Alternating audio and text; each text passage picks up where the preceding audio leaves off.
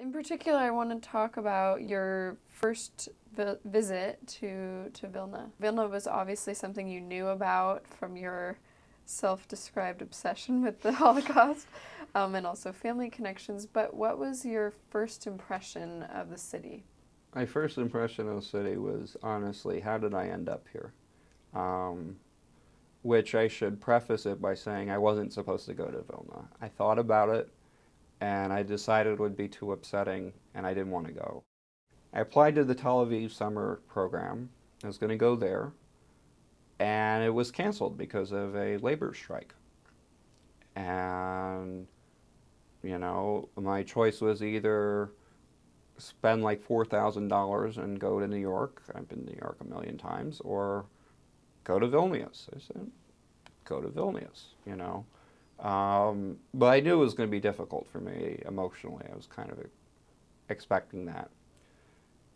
My parents very fortuitously had bought me a camera before I left and said, there'll be things you'll want to record.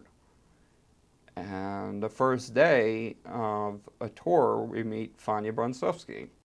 She's giving this tour, and it was like walking around with a time machine. It was just amazing. And she shows us, buildings and talks about what she remembered of her youth and what the buildings were and her school. And it was just amazing. So I would pull out my camera and ask her if I can film.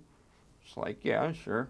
And I spend the rest of the trip hiding behind my camera and getting everything on film. So when, I got to know people better, I had been on the trip later, they'd say, oh, you were the one with the camera. I recorded 8 or 9 hours of it. It was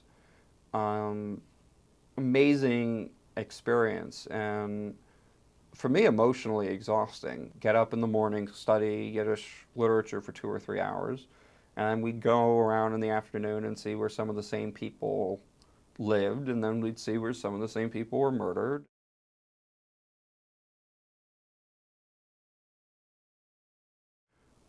At the same time, I'm meeting all these incredible young people from around the world studying Yiddish for different reasons. So in the evening, I'm socializing with them.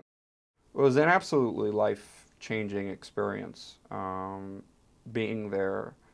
I kind of felt like at the time like I was really interested in Yiddish and liked it, but I became really committed to it ideologically after having been in Lithuania. I remember, you know, talking to Fanya one afternoon. She went to a very sophisticated high school in Yiddish in this city, and there are very few people left who speak the language there, and people are coming, and she has to teach them the alphabet and you know remind them that the difference between two different letters that look similar. And I said, what do you think of this? And she said, I'm so honored that people come here to listen to me.